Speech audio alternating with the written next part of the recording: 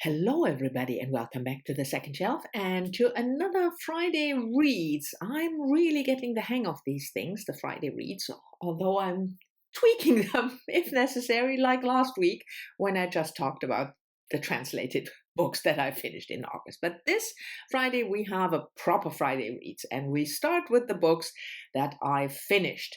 And there are two, and that's books from August still that I haven't talked about, and there are two of them. And the first one is this, The House on the Lagoon by Rosario Ferré. I don't even know whether you can read here is the author's name, Rosario Ferré. First published in 1995. And I read this as a sort of leftover from Caribathon, together with Terry. I will link her Instagram page down below, even though she doesn't seem to be on Instagram now that often anymore. But check her out anyway. She used to be a booktuber. She's a lovely person. And we buddy read Louise Erdrich's novels together. So now we are looking for new buddy reads. Anyway, too much information. Rosario Ferré was a Puerto Rican author. She died in 2016. And I wanted, for the Caribathon, but also more in general, I want to read more Caribbean literature because that's really a part of the world that I'm very, very unread of. That is not a sentence, but you know what I mean. And Puerto Rico for sure. I mean, if we're talking about the Caribbean, then I would say Jamaica is something. I read a couple of authors from there, but Puerto Rico, big gap. Shame on me. Anyway, so I picked this one up. It's the story of a family and a marriage. We follow main characters Isabella and Quentin in the mid-20th century. But we also go back to the family history of both families from, let's say, around the First World War time. We learn about Puerto Rican history and politics, and the whole book is structured as a conversation, if you will, between the two spouses, because Isabella writes a novel about the family. Secretly, she does that, and her husband Quentin discovers the manuscript. Maybe he was supposed to discover it, and he comments on the manuscript for us, the readers. So that is the way the book is framed. I definitely like the family history and what I learned about Puerto Rican history. That was really interesting. It's a quite fast-paced book, especially towards the end where things speed up very unexpectedly. It was in the end not 100% my type of book, but that has nothing to do with the book. That's me. The way of storytelling is just not entirely for me, especially that conversation part with Quentin and Isabel. It didn't really work for me 100%. But if you want to read Puerto Rican literature, family history, multiple generations, and also learn something about Puerto Rican politics, I can certainly recommend this one. And the second book I want to talk about that I finished is a nonfiction book, a memoir, and that is Earth by Rebecca Schiller. And I forgot to check the publication date, but I think it was even this year. Yes, in May 2021. And this was another buddy read. I read this together with JoSmit, whom you all know because she always faithfully comments. She will never have her own channel. I gave up on hoping, but she is a booktuber for me because she always comments on videos. So we read this together, and Rebecca Schiller is a women's rights activist and a UK author in her, I think, late 30s something, early 40s maybe. Not 100% sure. I should have checked. Yes, I know. But anyway, she's a woman, a women's rights activist, but also occasional journalist. And this book is a memoir about her moving to the countryside, to a small farm, together with her husband and the two children. They previously lived in London. She keeps her jobs, multiple jobs in London. She was CEO of a foundation, Birthright or something, for women's rights to give birth in safety. So she still has to travel to London for work, but she has this dream that this little farm would be,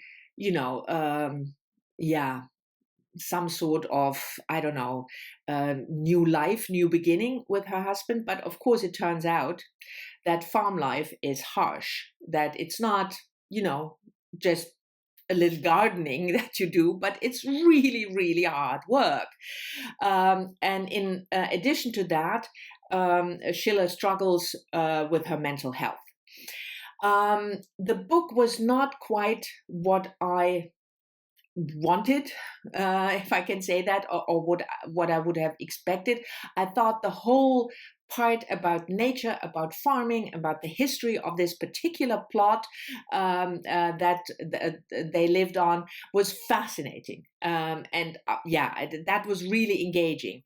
The part about her life just didn't resonate with me. That might be because the style, but mainly for me it was mainly because it was very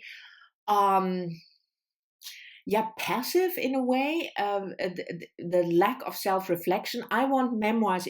I love memoirs about personal life and mental health. That's not the point. But I prefer memoirs about those kind of topics that are really self-reflective, so that the author thinks about what happens to her and why, and not only just describes it. That's just not my thing. And also because of the title and the way the book was promoted, I had expected that the whole farming thing would be much more prominent. So I guess if you don't have these two issues with memoirs, then this might be for you. But for me, it just wasn't 100% what I wanted, or the kind of memoir that I like to read. Oh, actually, I said that I finished 2 books that I want to mention, but there's a third book that I also finished, and that was a short story collection that I read together with Heidi from my reading life in August, also for Women in Translation Month, and that is Yenta Mesh, On the Landing, translated from the Yiddish by Ellen Cassidy, published in 2019, and the Yiddish original in 2018. But I talked about this book in my video last Friday about the translated work I read quite extensively. I will link the video down below, so I'm just going to mention it, but not, repeat everything that I already said. On to the books that I'm still reading. I watched Sean from Sean the Book Maniac. Of course, you all know Sean. Friday Reads, I think 2 weeks ago, where he actually talked about all the books he's still reading. And I thought, there are a couple of books that I never talk about because I still read them. But for now, for once, I will tell you the books that I'm still working on. And the first one is huge sigh, Ruby Fruit Jungle by Rita Mae Brown, first published in 1973. A coming of age story, modern classic, coming of age of a young girl, lesbian young girl, or discovering her sexuality young girl. And I haven't made like 2 pages of progress, so I'm really, really bad. And then there are 3 Buddyreads that I started in August and that I'm still working on. And the first one is a reread for me. That's Louise Erdrich's Love Medicine that I read together with Greg from Supposedly Fun. And the book was first published in 1984. Yes, I had to check that. And it was Louise Erdrich's debut and also the first book in her Love Medicine series. And we encounter 3 families, various characters from I think it starts in the 1930s or something, 1931, I think, and goes up to the beginning of the 1980s. And we jump back and forth in time.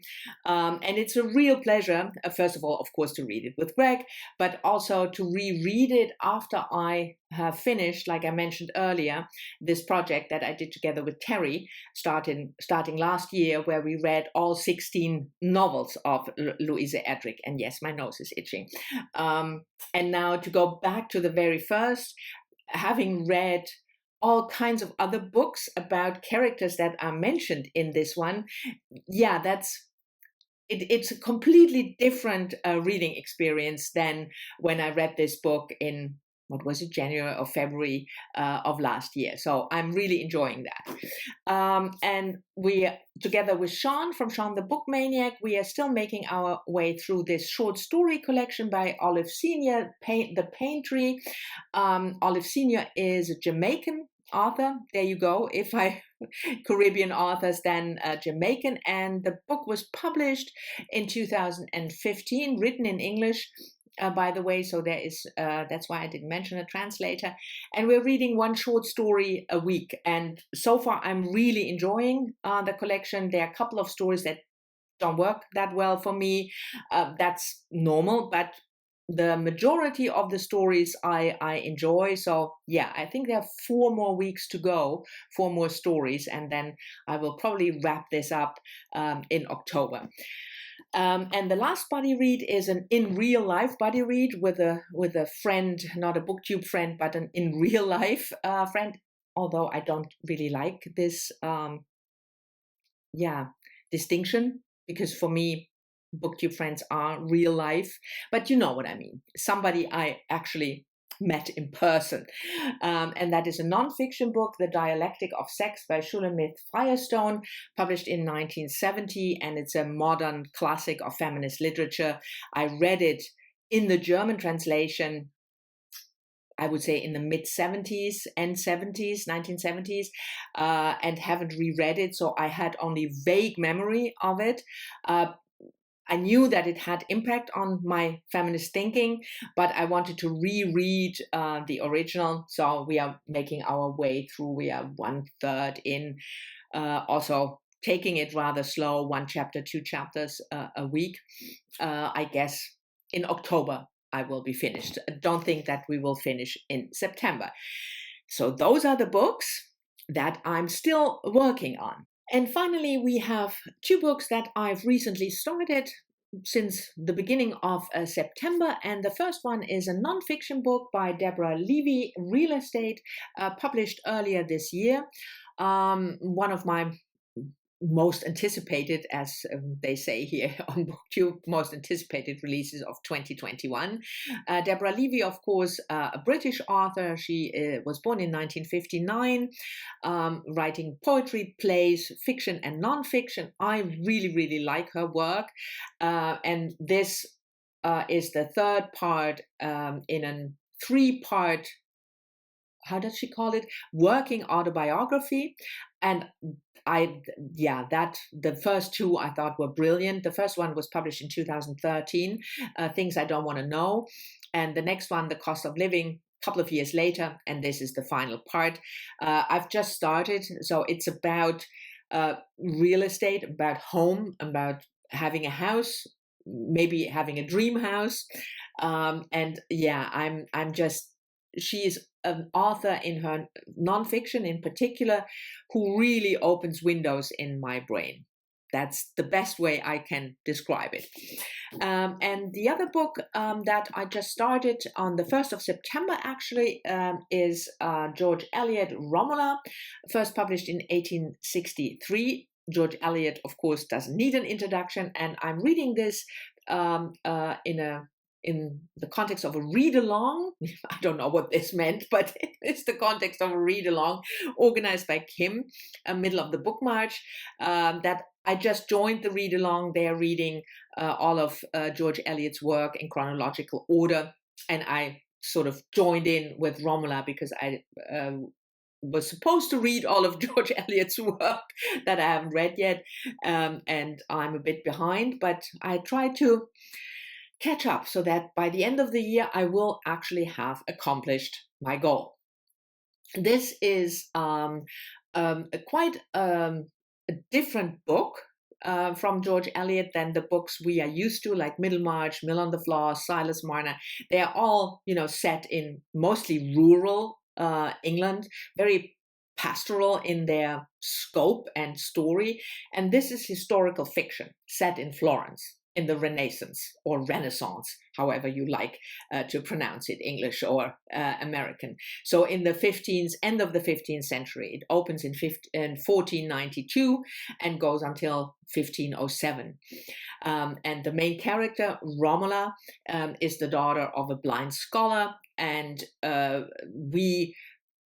it's about her life and her marriage to Tito, who is the character that we meet first. The first couple of chapters are our encounter with this young man who is maybe a bit of dubious character. And we read the first 18 chapters for the first check-in this week. I'm really enjoying it. I love the time. Renaissance, the Renaissance, Italy. I read quite a bit about it for a project that I did a couple of years ago. So it's something that really speaks to me.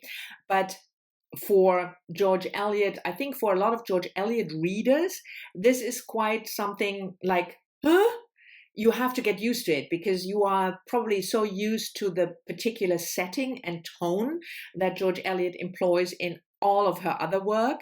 And this is very different. But for me, it's a joy, and it's a joy to discuss it in the group. And we will read it through the course of September. So I will wrap this up also in October.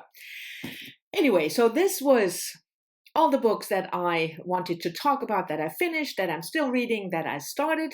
Thank you very much for trying to make a whole sentence. Thank you very much for watching. I hope you've enjoyed it. As always, leave a comment. I really love all your comments, and I'll see you all soon in the next one.